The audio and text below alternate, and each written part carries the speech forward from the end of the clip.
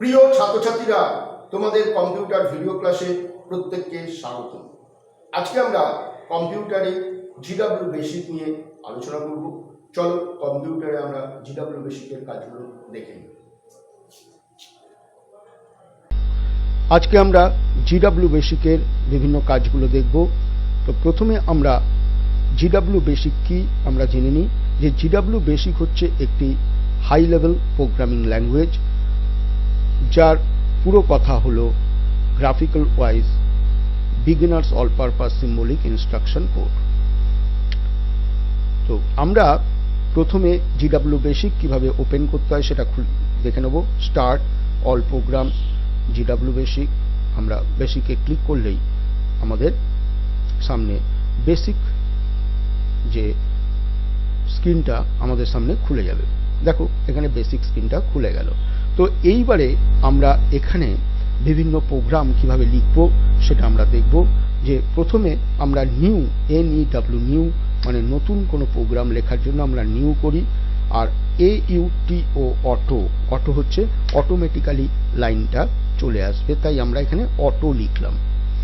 এবারে আমরা এখানে প্রোগ্রাম আজকে আমরা করব। তো জিডব্লিউ বেসিক হচ্ছে একটি হাই লেভেল প্রোগ্রামিং ল্যাঙ্গুয়েজ, আর এটি তৈরি করেন JG কেমনে ও TE কুর্চ। আমরা এই প্রোগ্রামটা কিভাবে আমরা দেখো আজকে লেন প্রোগ্রাম বা লেন ফাংশন কিভাবে ইউজ করতে হয় সেটা আজকে আমরা শিখব। লেন হচ্ছে যে লেন্থ ফাংশন, অর্থাৎ কোনো একটা আমরা ওয়ার্ড দিয়ে দেবো, তার মধ্যে কতটা লেন্থ আছে সেটা বলতে গেলে আমরা লেন্থ ফাংশন ইউজ করে করব। যেমন হ্যাপি নিউ ইয়ারের মধ্যে কটা অক্ষর আছে তা কিভাবে নির্ণয় করব দেখো আমরা করতে পারবো।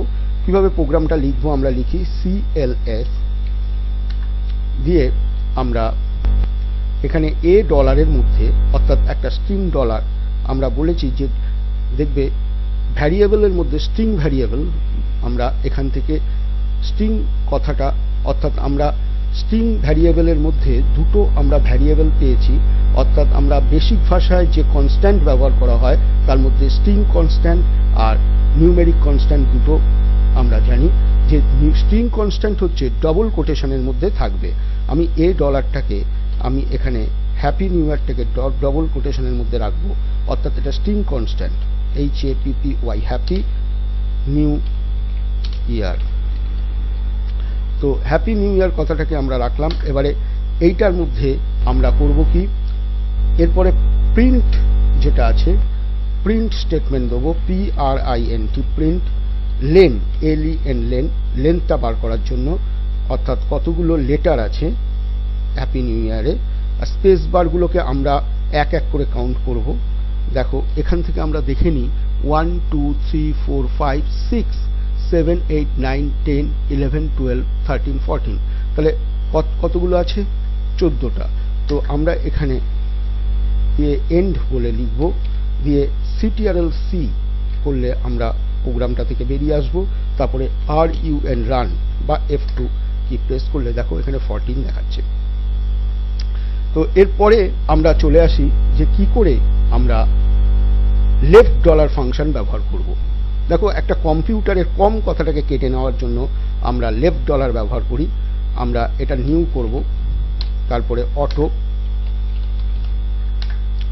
এরপরে আমরা CLS দিয়ে আমি $, ব্যবহার করছি equal to computer COMPUTER computer দিয়ে আমরা প্রিন্ট লেফট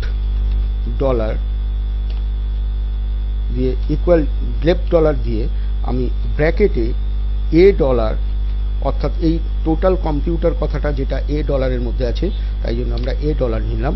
আমরা কি কাটবো? COM, অর্থাৎ 3 নম্বর, লেফট থেকে বাঁ দিক থেকে 3টে COM, অর্থাৎ এই COM 3টে কাটার জন্য আমি এটা এভাবে করলাম। COM লিখলাম, লিখে এন্টার দিলাম, তারপরে এন্ড বলে লিখলাম। এবার CTRL-C দিয়ে আমরা প্রোগ্রাম থেকে বেরিয়ে গেলাম। এবারে প্রোগ্রামটাকে রান করলাম F2 দিয়ে, দেখো COM কথাটা আমাদের চলে আসলো। এরপর আমরা রাইট $, কমান্ড কিভাবে ব্যবহার করা হয় বা রাইট $, ফাংশনের সাহায্যে কম্পিউটার শব্দের স্টার অক্ষরগুলিকে মনিটরে প্রিন্ট করাবো কি করে সেটা দেখব। আমরা নিউ এখানে লিখব, নিউ, তারপরে অটো লিখলাম, লিখে আমরা CLS কমান্ড দিয়ে $, দেবো। $, ইকুয়াল টু আমরা স্ট্রিং এর মধ্যে কম্পিউটার কথাটা লিখব, লিখে এন্টার দিয়ে প্রিন্ট রাইট $, রাইট $, অর্থাৎ এই যে $টা স্ট্রিং এর মধ্যে নেওয়া হয়েছিল, এখানে আমরা $, লিখব, লিখে 3 লিখব। তাহলে কি হবে, ডান দিক থেকে আমার অক্ষর কেটে নেবে, অর্থাৎ আমাদের এখানে প্রিন্ট করাবো RUN, রান করলেই আমাদের এখানে TER কথাটা দিবে। এবারে আমরা কিভাবে $, ব্যবহার করা হয় সেটা দেখব। এখানে দেখো $, সাহায্যে আমি PUT কিভাবে করব সেটা একটু দেখিয়ে দিই। আমরা যেরকম আছে প্রোগ্রামটা আমরা সেরকম রেখে দিচ্ছি, এখানে খালি MID কথাটা লিখছি, $, দেখো, আর বাদবাকিটা $, আর এই জায়গায় আমরা কত নম্বর থেকে কাটবো সেটা দিয়ে দেবো 4,3। দেখো, তাহলে 4,3 করলে PUT পুট এই কথাটা হবে। এরপরে আমরা এইখানে 40-তে এন্ড কথাটা লিখে দেবো, দিয়ে আমি CTRL-C দিয়ে আমি RUN, রান করব। দেখো PUT কথাটা আসছে, দেখো PUT কথাটা আমার এখানে দেখাচ্ছে। তো এইভাবে $, ফাংশনটা ব্যবহার করা হয়। এরপরে আমি চলে আসি কি করে আমরা সিরিজ করব, অর্থাৎ 1 থেকে 10 কিভাবে প্রিন্ট করব। ফর লুপের সাহায্যে নিউ অটো, আমি এখানে অটো লিখছি। এবারে for I equal to 1 to 10 আমরা এখানে প্রিন্ট দিয়ে দেবো, প্রিন্ট I, তারপরে নেক্সট I দিয়ে এন্ড দিয়ে দেখো আমি CTRL-C করে রান করলে তাহলে 1 থেকে 10 এখানে প্রিন্ট হয়ে যাবে। এবারে যদি আমি এখানে যদি অড নাম্বারগুলো প্রিন্ট করতে চাই তাহলে কিভাবে হবে, দেখো অড নাম্বার আমি প্রিন্ট করতে চাইছি, 1 থেকে 10-এর মধ্যে কোনগুলো আছে সেগুলো আমরা কি করে করব। আমরা এখানে নিউ বা এখানে লিস্ট করে নিচ্ছি, CLS দিয়ে লিস্ট, আমরা এই প্রোগ্রামটাই বার করছি। এই প্রোগ্রামটাই আমরা for I equal to 1 to 10 এই জায়গায় আমরা স্টেপ বলে একটা কথা লিখে দেবো, স্টেপ 2। দেখো দুটো করে করে ও 10 পর্যন্ত প্রিন্ট করবে, মূলত থেকে বেরিয়ে যাবে। তো আমরা RUN, রান করব। দেখো 1, 3, 5, 7, 9 এইভাবে দেখাচ্ছি। অর্থাৎ আমাদের প্রোগ্রামটা আমি একটু দেখাই লিস্ট করে।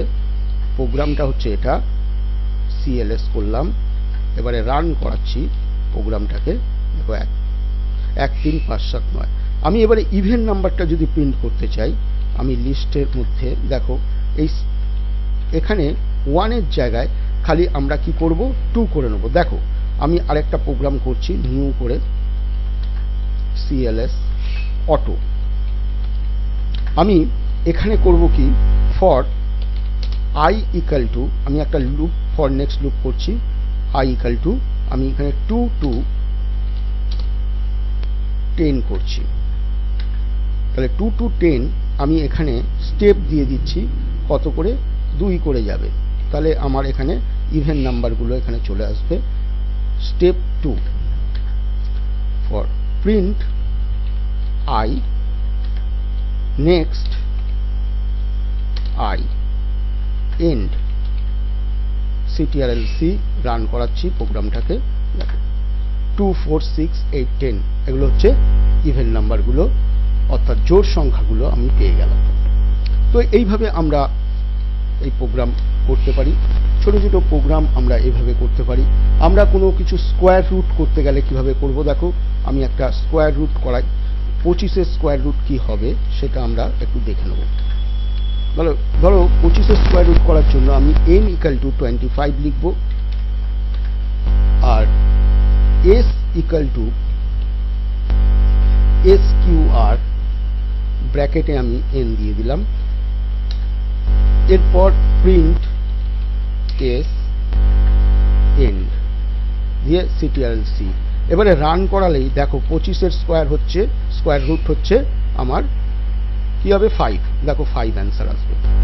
তো এইভাবে আমরা এইভাবে করতে পারি। যেমন ধরো এখানে আমি যদি 625 দিয়ে দিই 625, দেখো এটা কি হবে 625 আমি এখানে দিয়ে দিলাম, তাহলে 25 হবে। দেখো রান করলে 25 আসবে। আমি এখানে রান করাচ্ছি, F2 দিচ্ছি, দেখো 25 আসছে। তো যেহেতু আমি এখানে এই প্রোগ্রামটার উপরে করেছি তাই আমার এখানে সিনট্যাক্স এরর কথাটা দিয়েছে। এটা তোমরা যদি এমনি নর্মাল করো তাহলে তোমাদের সিনট্যাক্স এরর কথাটা আসবে না। আমি একটা প্রোগ্রামের ওপরই করলাম বলে এই সিনট্যাক্স এররটা দিয়ে দিল। আচ্ছা, এটা তোমার এখানে যখন আমি দেখবে CLS করে আমি যদি প্রোগ্রামটাকে আমি দেখি LIST করলে দেখো প্রোগ্রামটা আমি পেয়ে গেলাম। এবারে রান করাও, F2 দাও বা RUN রান বলে লিখে এন্টার দিলে 25 দেখাচ্ছে। তো স্কোয়ার রুট এইভাবে করা যায়। আমি আজকে বেসিক প্রোগ্রাম বন্ধ করলাম, তোমরা এগুলো ভালো করে প্র্যাকটিস করবে।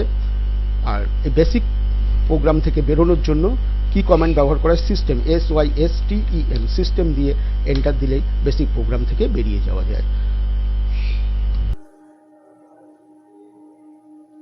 আশা করি আজকে আলোচ্য বিষয়বস্তু তোমরা বুঝতে পারলে। ধন্যবাদ।